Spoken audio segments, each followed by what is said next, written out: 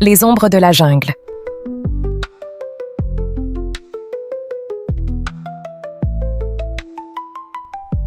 Dans les profondeurs de la Mosquitia hondurienne, une région réputée pour ses jungles impénétrables et ses peuples autochtones, perdure la légende de la Cité Blanche.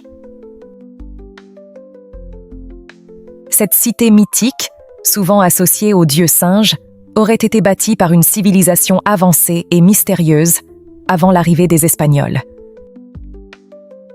Les premières mentions de la Cité Blanche remontent au récit des conquistadors espagnols. En 1526, Hernán Cortés évoque dans une lettre à Charles Quint une cité d'or cachée dans la jungle. Cette légende a alimenté l'imaginaire des explorateurs pendant des siècles, chacun y ajoutant sa pierre, ses embellissements, jusqu'à en faire un mythe tenace. Les archéologues modernes ont longtemps été sceptiques face à ces récits, les considérant comme de simples légendes.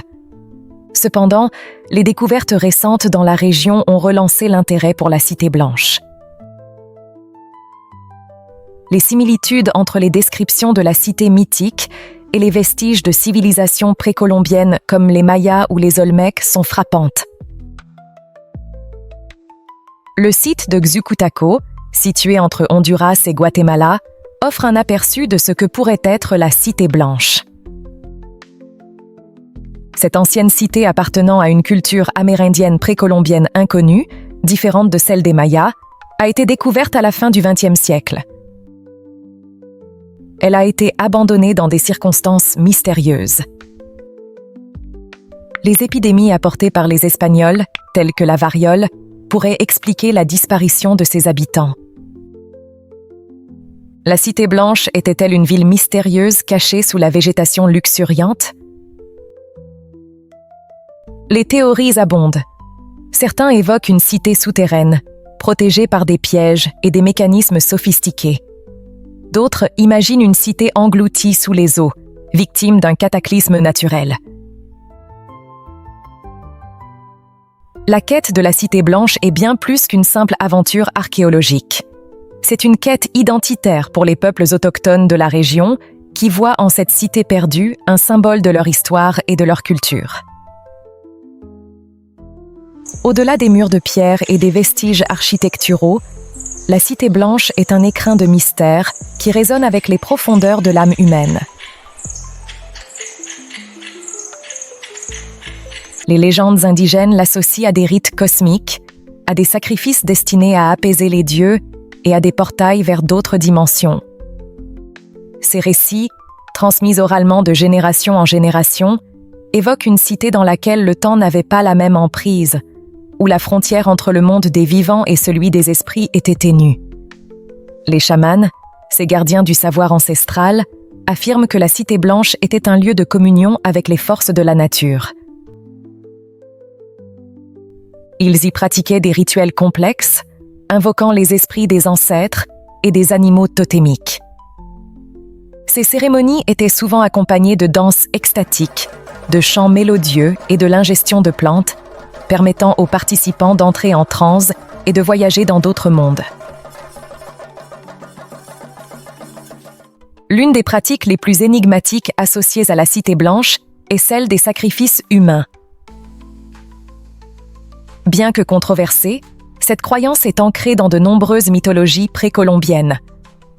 Les légendes évoquent des offrandes de jeunes vierges ou de guerriers, destinées à apaiser les dieux et à assurer la prospérité de la cité. Ces rituels macabres témoignent de la complexité des croyances religieuses de ces peuples et de leur relation particulière avec la mort. Aujourd'hui, les archéologues s'efforcent de décrypter les mystères de la Cité Blanche en combinant les données scientifiques et les récits traditionnels. Les inscriptions retrouvées sur les stèles et les céramiques pourraient contenir des clés pour comprendre les croyances religieuses de cette civilisation. En étudiant les ossements humains, les chercheurs espèrent reconstituer les rituels funéraires et les pratiques alimentaires de ces populations. Pendant des siècles, les légendes de la Cité Blanche ont alimenté l'imagination des explorateurs et des aventuriers. De nombreux hommes et femmes se sont enfoncés dans la jungle impénétrable de la Mosquitia, guidés par l'espoir de découvrir cette cité perdue et de percer ses mystères. Ces premières expéditions étaient autant des quêtes spirituelles que des entreprises scientifiques. Armés de machettes et de boussoles, ces pionniers ont bravé les éléments, affronté des maladies tropicales et lutté contre la végétation luxuriante.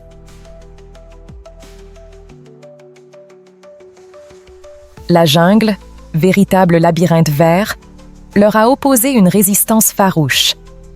Les rivières tumultueuses, les marais infestés de moustiques et les reliefs escarpés ont rendu leur déplacement extrêmement difficile. Les récits de ces explorateurs sont peuplés d'anecdotes incroyables. Certains ont affirmé avoir aperçu des ruines cachées sous la végétation, d'autres ont entendu des bruits étranges provenant des profondeurs de la forêt. Mais la plupart sont revenus bredouilles, déçus et épuisés. La Cité Blanche semblait les narguer, se dérobant à leur vue à chaque détour du chemin. Les dangers de la jungle ne se limitaient pas aux obstacles naturels. Les peuples indigènes, souvent méfiants envers les étrangers, représentaient une autre menace. Les explorateurs ont dû négocier des alliances délicates avec ces communautés, tout en respectant leurs coutumes et leurs traditions. Pendant des siècles, la Cité Blanche a résisté aux tentatives des explorateurs, se dissimulant sous un épais manteau de végétation. Mais la technologie allait bouleverser le cours de l'histoire. Le LIDAR, acronyme de Light Detection and Ranging, a révolutionné l'archéologie aérienne. En émettant des millions de pulsations laser par seconde, ce système permet de pénétrer la canopée forestière et de mesurer avec une précision extrême la distance entre l'appareil et le sol. Les données recueillies sont ensuite transformées en modèles numériques en 3 dimensions, offrant une vue sans précédent des structures enfouies sous la végétation. Imaginez un scanner géant capable de percer les secrets d'une forêt dense, comme un radiologue explorant le corps humain. C'est ainsi qu'en 2012, une équipe de chercheurs, équipée de cette technologie de pointe, a survolé la Mosquitia. Les résultats ont dépassé toutes leurs espérances. Au cœur de la jungle, des formes géométriques parfaitement régulières émergeaient des données, des pyramides, des places, des réseaux de voies et des bâtiments. La Cité Blanche, longtemps considérée comme une légende, se révélait enfin sous les yeux des scientifiques. Cette découverte a été un véritable séisme dans le monde de l'archéologie. Elle a non seulement confirmé les légendes ancestrales des peuples indigènes, mais elle a également ouvert de nouvelles perspectives sur les civilisations précolombiennes. Pendant des décennies, les archéologues avaient cherché à comprendre comment ces sociétés complexes avaient pu se développer dans des environnements aussi hostiles. La Cité Blanche offrait désormais un laboratoire à ciel ouvert pour étudier l'urbanisme, l'architecture, l'agriculture et les croyances religieuses de ces peuples. Mais la découverte de la Cité Blanche ne s'est pas faite sans défis. Les chercheurs ont dû faire face à des conditions climatiques extrêmes, à une végétation dense et à une logistique complexe. De plus, la préservation du site s'est rapidement imposée comme une priorité absolue. Il fallait trouver un équilibre entre la volonté de comprendre cette civilisation perdue et le besoin de protéger ce patrimoine unique.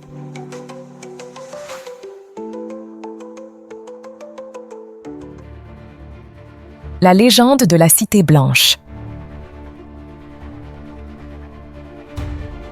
Logée au cœur de la jungle hondurienne, la Cité Blanche est bien plus qu'un simple site archéologique.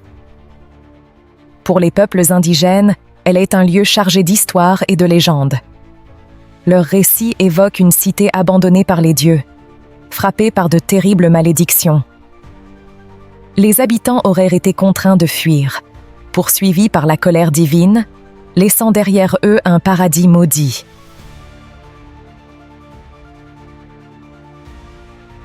Les conquistadors espagnols, eux aussi, ont entendu parler de cette cité, un lieu de refuge et de mystère où coulait un fleuve de cacao.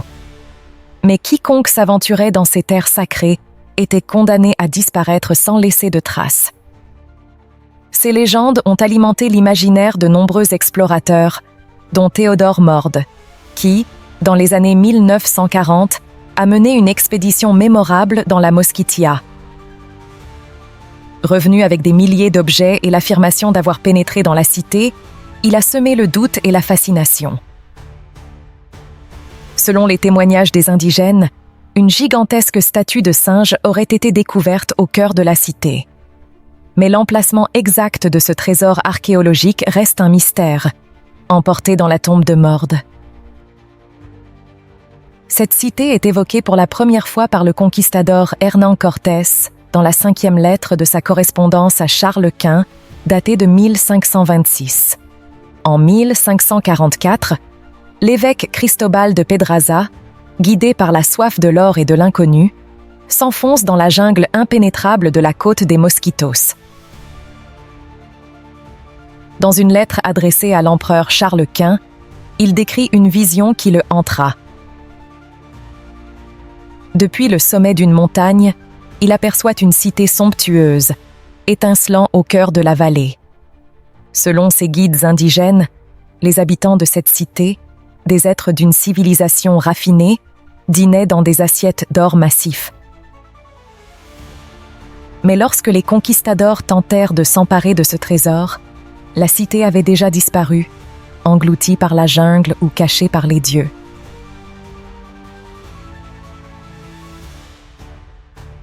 Ce récit, mêlé de faits et de légendes, donnera naissance au mythe de la Cité Blanche, une cité d'or et de pierres précieuses, où régnaient des dieux et des rois puissants.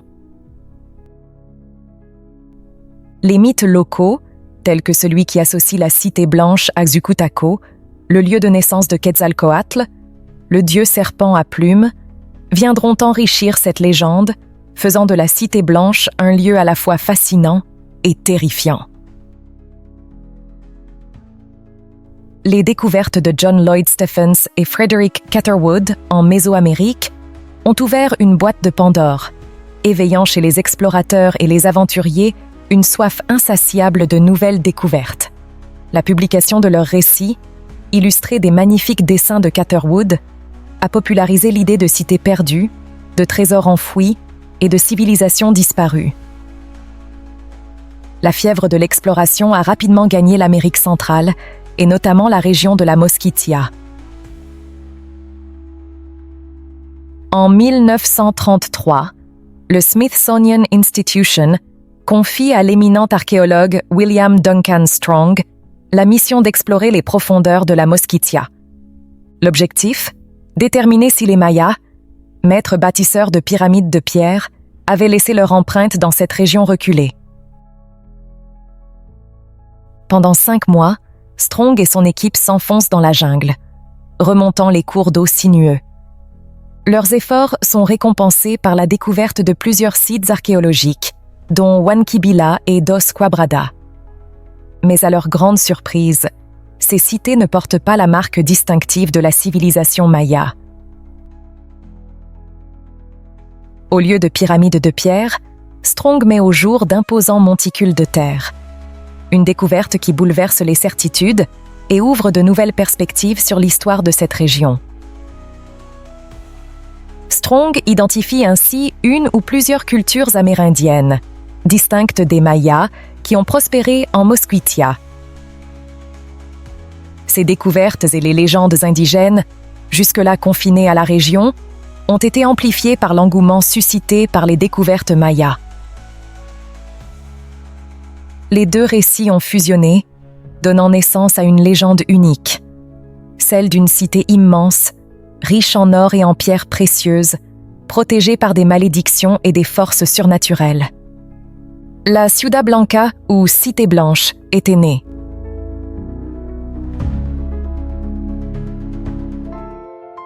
Le mythe de la cité perdue. L'Amérique des années 1930 est en proie à la fièvre des découvertes archéologiques. Les récits des expéditions de Stephens et Catherwood ont éveillé l'imagination du public, et la légende de la Cité Blanche, avec sa promesse de trésors enfouis et de civilisations perdues, fascine les foules. George Gustav Heye, un riche collectionneur d'objets amérindiens, décide de financer des expéditions en Mosquitia, dans l'espoir de mettre la main sur des preuves tangibles de l'existence de cette cité mythique. Il confie cette tâche à Frederick Mitchell Hedges, un aventurier charismatique, mais peu scrupuleux.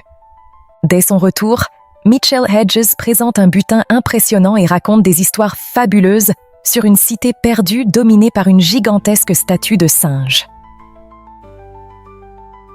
Le public est conquis, et la légende de la Cité Blanche prend une nouvelle dimension.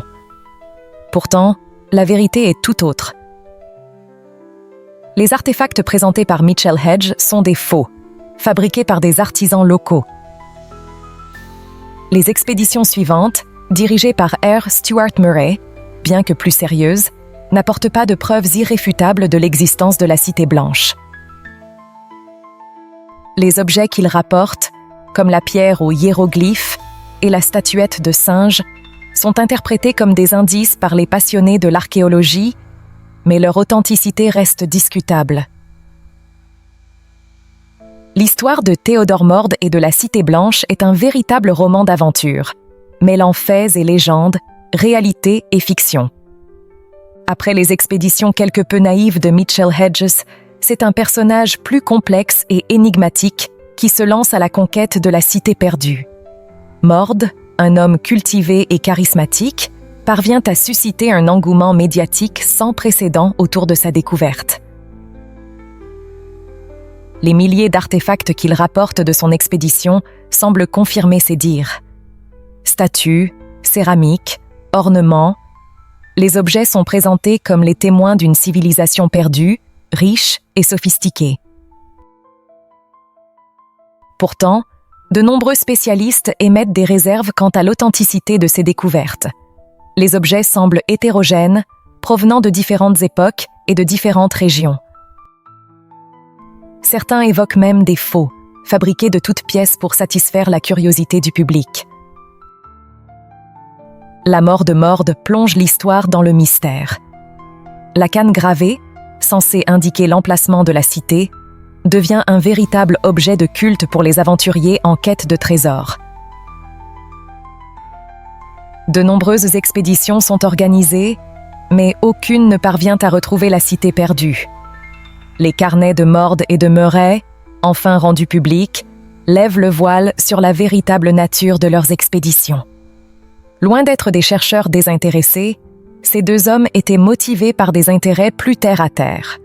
L'or, la gloire, la fortune, tels étaient leurs véritables objectifs. Au fil des décennies, de nouveaux explorateurs se lancent à la conquête de ce Graal archéologique. Parmi eux, Steve Elkins, un cinéaste passionné par les mystères de l'Amérique centrale. En 1994, il organise une expédition en Mosquitia et fait une découverte intrigante. Un rocher, gravé représentant un homme semant des graines. Cette représentation, simple, mais chargée de symbolisme, suggère l'existence d'une culture ancienne et complexe dans cette région que l'on croyait inhabitée. Elkins est convaincu d'avoir trouvé une piste décisive. Il consacre les années suivantes à réunir des fonds et à constituer une équipe d'experts. Mais c'est en apprenant l'existence d'une nouvelle technologie de prospection spatiale, utilisée avec succès pour localiser la cité perdue du Bar, qu'il voit l'opportunité de faire une percée majeure dans sa quête. Il contacte le Jet Propulsion Laboratory et parvient à les convaincre d'appliquer cette technologie à la recherche de la Cité Blanche. Les images satellites renvoyées par les sondes spatiales révèlent des anomalies intrigantes dans une vallée reculée de la Mosquitia. Des formes géométriques, des lignes droites et des courbes apparaissent au milieu de la végétation dense, suggérant la présence de structures artificielles. Cette zone est baptisée Target 1 ou T1 et devient l'objectif de la prochaine expédition d'Elkins. Malheureusement, les plans d'Elkins sont brutalement interrompus par le passage de l'ouragan Mitch, qui ravage le Honduras en 1998.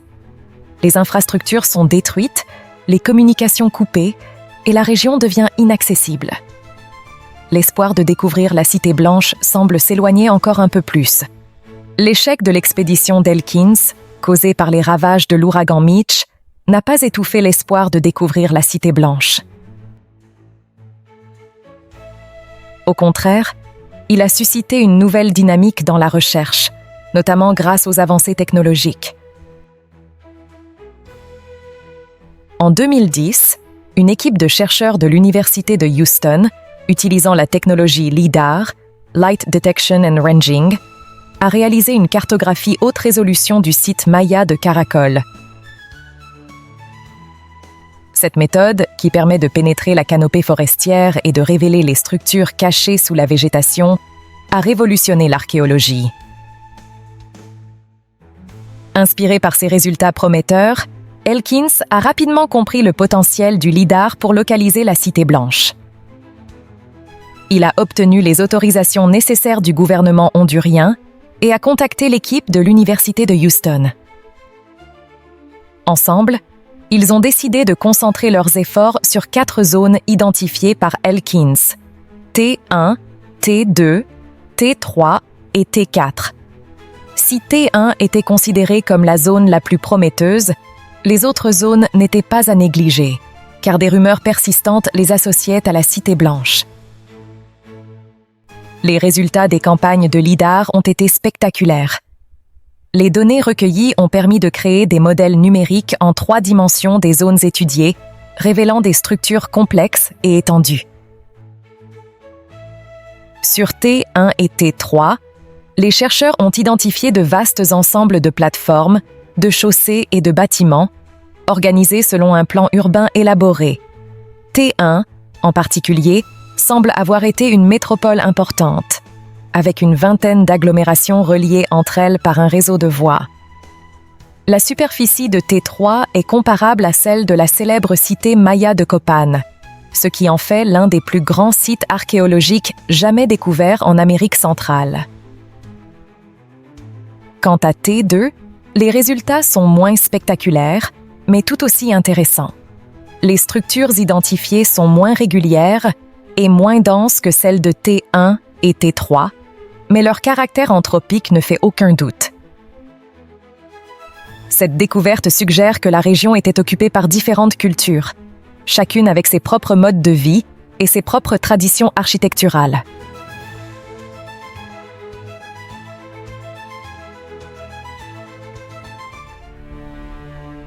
Une métropole dans la jungle?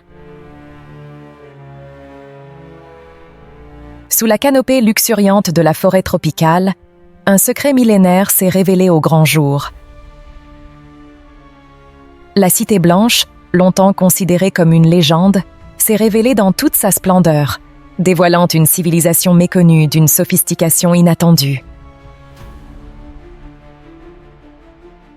Loin de l'image stéréotypée d'une cité perdue dans la jungle, la Cité Blanche se présente comme une véritable métropole, organisée selon un plan urbain complexe et sophistiqué. Des pyramides majestueuses, semblables à celles des Mayas, s'élèvent vers le ciel, témoignant d'une maîtrise impressionnante de l'architecture et de l'ingénierie. Ces structures pyramidales, loin d'être de simples tombeaux, étaient probablement utilisées à des fins religieuses et astronomiques. Au cœur de la cité, de vastes places publiques servaient de lieux de rassemblement et de cérémonies. Des bâtiments administratifs, des résidences luxueuses et des marchés animés complétaient ce paysage urbain. L'organisation spatiale de la cité suggère une société hiérarchisée avec une forte centralisation du pouvoir. Mais ce qui est particulièrement remarquable, c'est la sophistication du système hydraulique de la cité. Un réseau complexe de canaux et de réservoirs permettait de collecter et de distribuer l'eau potable, d'irriguer les cultures et d'évacuer les eaux usées. Cette ingénieuse infrastructure témoigne d'une connaissance approfondie de l'hydrologie et de l'environnement. Contrairement aux Mayas, cette civilisation disparue a été très peu étudiée et reste quasiment inconnue. Les archéologues ne savent même pas comment la nommer. Le mystère s'épaissit autour de la Cité Blanche. Derrière la façade de cette cité perdue se cache un monde souterrain regorgeant de secrets. C'est là, sous la base d'une pyramide, qu'une équipe dirigée par Christopher Fisher, archéologue à l'Université d'État du Colorado, a mis au jour une cachette inviolée lors d'une expédition en 2012. C'est un véritable trésor, s'enthousiasme le chercheur. Ces objets, ces sièges cérémoniels finement sculptés, ces récipients ornés de motifs complexes, nous parlent d'une civilisation qui avait une compréhension profonde du cosmos et de la nature. Cette découverte marque un tournant dans notre compréhension de la civilisation qui a bâti la Cité Blanche. Les 52 objets exhumés, notamment les sièges cérémoniels et les récipients ornés, offrent un aperçu inédit de leurs rituels, de leur art et de leur cosmologie. C'est une véritable fenêtre sur leur monde, explique Christopher Fisher. Ces objets vont nous permettre de déchiffrer les mystères de cette civilisation et de mieux comprendre les interactions entre les hommes et les dieux dans cette région, affirme Fisher. Parmi les trésors exhumés, une pièce se détache particulièrement. Une tête sculptée, mi-jaguar, mi-homme, que Fisher qualifie de jaguar-garou. Cette créature hybride, aux yeux exorbités et à la mâchoire béante, semble prête à bondir. Représente-t-elle un chaman transformé en félin pour communiquer avec le monde des esprits, ou bien un joueur de bal cosmique prêt à affronter les forces obscures? Les archéologues sont partagés. Une chose est sûre, cette figure énigmatique nous plonge au cœur des croyances les plus profondes de cette civilisation perdue. Pour mieux protéger ce trésor inestimable, son emplacement exact reste confidentiel. Car si les chercheurs ont réussi à percer les secrets de la Cité Blanche, d'autres, moins scrupuleux, pourraient être tentés de s'emparer de ces vestiges archéologiques.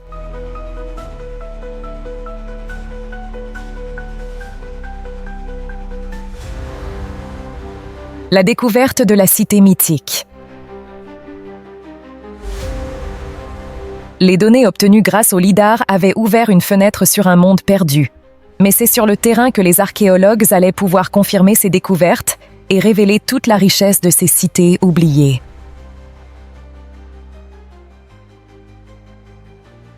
Début 2015, une première équipe d'exploration s'est aventurée dans la zone T1, guidée par les précieuses informations fournies par les modèles 3D.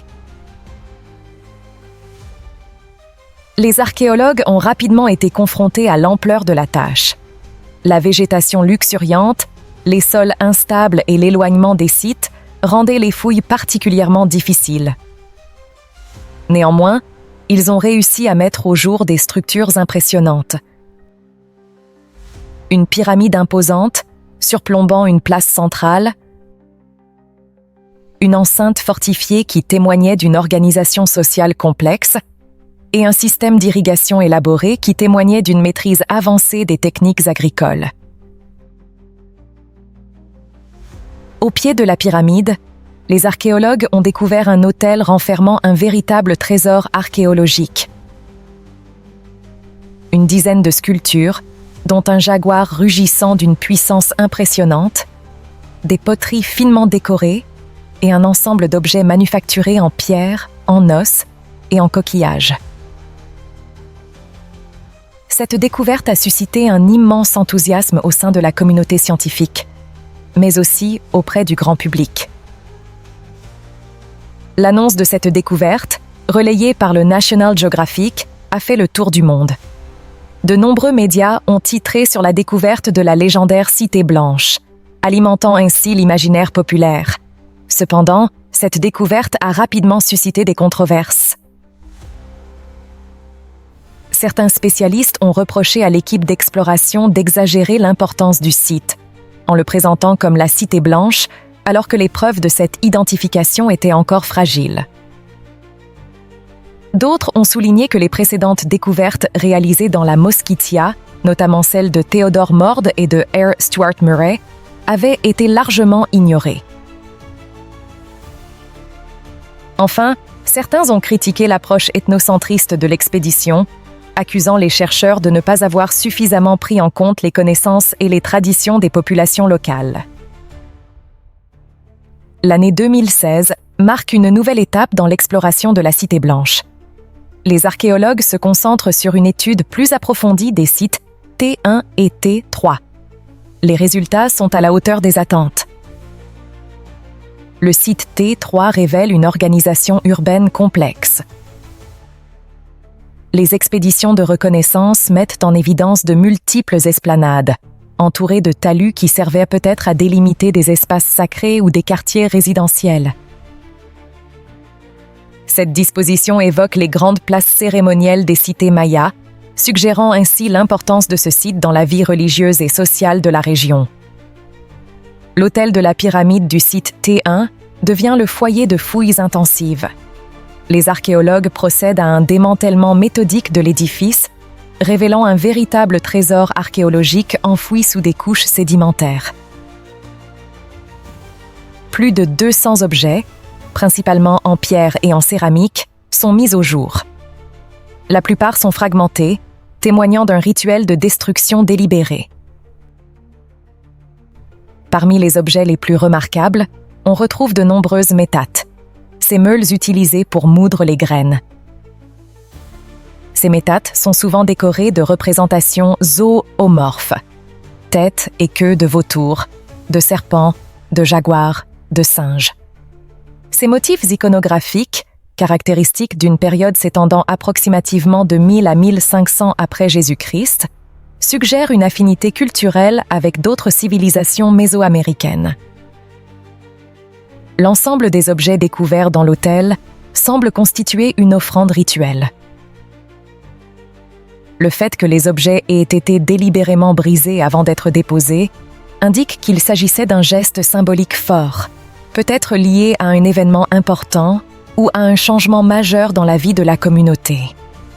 Cette pratique était courante dans les sociétés mésoaméricaines, où les offrandes aux dieux étaient considérées comme essentielles pour assurer la prospérité et le bien-être de la communauté.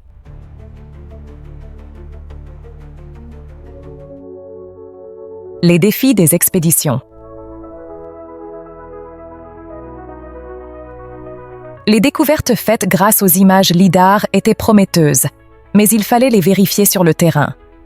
Pour ce faire, une équipe pluridisciplinaire a été constituée, réunissant des experts de différents domaines, archéologues américains et honduriens, un ingénieur LIDAR pour affiner les données, un anthropologue pour comprendre les aspects sociaux et culturels de la civilisation, un ethnobotaniste pour étudier les relations entre l'homme et son environnement, des documentaristes pour immortaliser cette découverte exceptionnelle et un personnel de soutien logistique. La sécurité de l'expédition était assurée par 16 soldats des forces spéciales honduriennes, tandis que la National Geographic Society envoyait un photographe et un reporter pour couvrir l'événement. Les premières semaines de fouilles ont confirmé les observations faites à distance. Les structures identifiées par le LIDAR, places, pyramides, palais, étaient bien présentes. Les archéologues ont mis au jour des fragments de poterie, des outils en pierre, des restes de structures en bois et même des traces de peinture murale. Ces découvertes ont permis de dater l'occupation du site et de commencer à reconstituer le mode de vie de ses habitants. Au fil des fouilles, une évidence s'est imposée. La notion de cité blanche, unique, telle qu'elle était décrite dans les légendes, était peut-être trop restrictive. Les données recueillies suggéraient plutôt l'existence d'un réseau de cités, reliées entre elles par des voies de communication et partageant une culture commune. La Mosquitia ne cachait pas une seule cité perdue, mais une véritable civilisation, dont l'étendue et la complexité dépassaient tout ce qu'on avait pu imaginer jusqu'alors. Cette découverte a des implications majeures pour notre compréhension de l'histoire de l'Amérique centrale. Elle remet en question certaines théories sur la répartition des populations et les échanges culturels entre les différentes régions. Elle ouvre également de nouvelles perspectives de recherche, notamment sur les causes de l'abandon de ces cités et sur les raisons pour lesquelles elles ont été oubliées pendant si longtemps. La découverte de la Cité Blanche a mis en lumière non seulement l'ingéniosité des anciennes civilisations mésoaméricaines, mais aussi la richesse et la fragilité de l'environnement dans lequel elles se sont développées. La vallée de la Mosquitia, où se trouve la cité, est un véritable sanctuaire de biodiversité. La forêt tropicale qui recouvre la vallée est d'une densité et d'une diversité remarquables. Les arbres, aux troncs gigantesques et aux canopées entrelacées, créent un couvert végétal presque impénétrable. Cette forêt primaire, qui n'a jamais été exploitée de manière intensive, abrite une faune exceptionnelle. Les chercheurs ont été impressionnés par la densité et la diversité des espèces qu'ils ont observées. Singes hurleurs aux cris stridents, haras aux couleurs éclatantes, jaguars furtifs. L'équipe d'exploration a été particulièrement marquée par la rencontre avec des animaux qui semblaient n'avoir jamais vu d'humains auparavant. Une équipe préparatoire, chargée de défricher une zone d'atterrissage pour les hélicoptères, a ainsi rapporté avoir observé des singes araignées, les observant avec curiosité du haut des arbres. Des pintades et un tapir, deux espèces particulièrement sensibles aux dérangements, se sont aventurés jusqu'au campement, ne montrant aucune crainte à l'égard des hommes.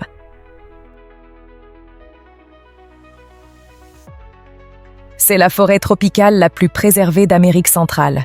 Cela ne fait aucun doute, a déclaré Mark Plotkin, l'ethnobotaniste de l'expédition, un expert reconnu de la forêt amazonienne. On ne peut pas surestimer l'importance de cet endroit. Cette forêt est un véritable laboratoire naturel, un réservoir de biodiversité et une source d'inspiration pour les scientifiques du monde entier. La présence d'une civilisation aussi développée dans un environnement aussi préservé pose des questions intéressantes sur les relations entre l'homme et la nature. Comment ces populations ont-elles pu vivre en harmonie avec leur environnement pendant des siècles? Quelles étaient leurs connaissances des plantes médicinales et de leur environnement? L'ethnobotaniste de l'expédition a souligné l'importance d'étudier les interactions entre les anciens habitants de la cité et leur environnement. Les connaissances traditionnelles des peuples autochtones pourraient nous aider à mieux comprendre les pratiques agricoles de l'époque, les systèmes de gestion des ressources naturelles et les croyances liées au monde végétal. Les conditions extrêmes de la Mosquitia, avec sa forêt dense, son climat tropical humide et son relief accidenté, ont rendu les premières expéditions particulièrement éprouvantes. Depuis ces premières explorations, les conditions climatiques et l'accès difficile au site n'ont guère permis d'entreprendre de nouvelles fouilles de grande envergure. Ainsi, la nature exacte et l'étendue des cités découvertes restent en grande partie inconnues.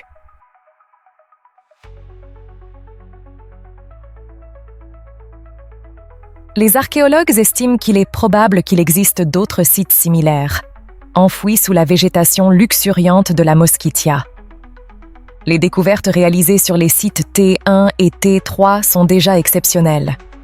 Ces deux sites sont considérablement plus vastes que d'autres sites archéologiques connus dans la région, comme Las Crucitas de Aner. Les estimations actuelles suggèrent que T1 est 4 fois plus grand et T3 7 fois plus grand que ce dernier. Ces chiffres donnent une idée de l'ampleur de cette civilisation inconnue et de l'importance de ses découvertes. Les objets et les structures mises au jour lors des premières fouilles ont permis aux archéologues de dresser un premier portrait de cette civilisation. Cependant, de nombreuses questions restent sans réponse. Les vestiges découverts ne correspondent à aucun modèle culturel connu en Amérique précolombienne, à l'exception peut-être de quelques influences mayas. Cette culture, dont l'identité reste à établir, défie les classifications établies. L'absence de référents culturels connus rend complexe l'interprétation des données archéologiques. Les motifs ornementaux, les techniques de construction et les rituels funéraires semblent uniques et spécifiques à cette civilisation. Les chercheurs ont donc proposé de nouvelles hypothèses sur l'origine et l'évolution de cette culture, mais aucune ne fait encore l'unanimité. La découverte de la Cité Blanche a ouvert une nouvelle page de l'histoire de l'Amérique centrale. Mais bien des mystères demeurent. Qui étaient ces peuples? Quelles étaient leurs croyances? Pourquoi ont-ils abandonné leur cité? Les réponses à ces questions sont peut-être encore enfouies sous la canopée de la forêt tropicale. Les archéologues, les historiens et les aventuriers de demain auront la mission de poursuivre cette quête et de révéler les secrets de cette civilisation perdue. La Cité Blanche n'a pas fini de livrer ses secrets. Des légendes persistantes évoquent l'existence de trésors cachés, de passages secrets et de pouvoirs surnaturels liés à cette cité perdue. Certains affirment même que les habitants de la Cité Blanche ne sont pas disparus, mais se seraient réfugiés dans les profondeurs de la forêt, attendant le moment de réapparaître.